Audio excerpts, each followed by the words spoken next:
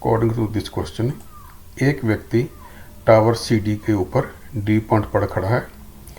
D point से एक boat जो कि टावर के बेस से 200 मीटर दूर है उसको देख रहा है। Angle of depression B point पर 60 डिग्री बन रहा है।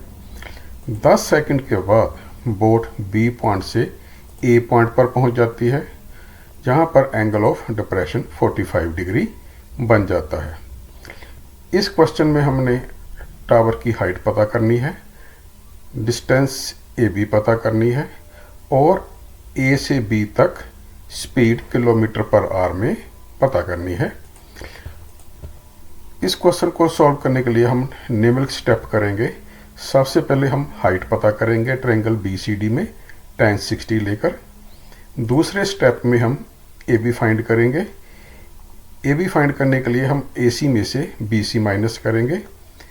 तीसरे स्टेप में डिस्टेंस जो AB हमने कैलकुलेट की है दूसरे स्टेप में, और टाइम 10 सेकंड की हेल्प से स्पीड पता करेंगे।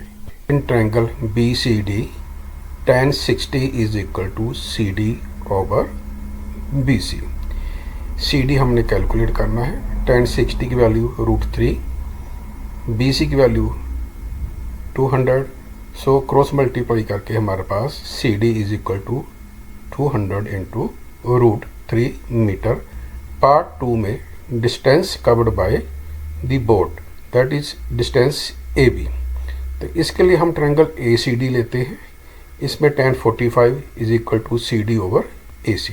CD की वैल्यू अभी हमने निकाली है, पुट कर दी। क्रॉस मल्टीप्लाई करके हमारे पास AC की वैल्यू आ जाएगी। अब डिस्टेंस AB हमने कैलकुलेट करनी है, which is equal to AC minus BC।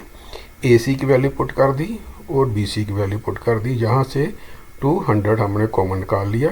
√3 की वैल्यू पुट कर दी तो हमारे पास distance covered by the boat AB is equal to 146.4 metre. Part 3 speed of boat. Speed is equal to distance over time. Distance यहाँ पर AB है और A से B तक जाने के लिए समय 10 सेकंड हमें दिया हुआ है।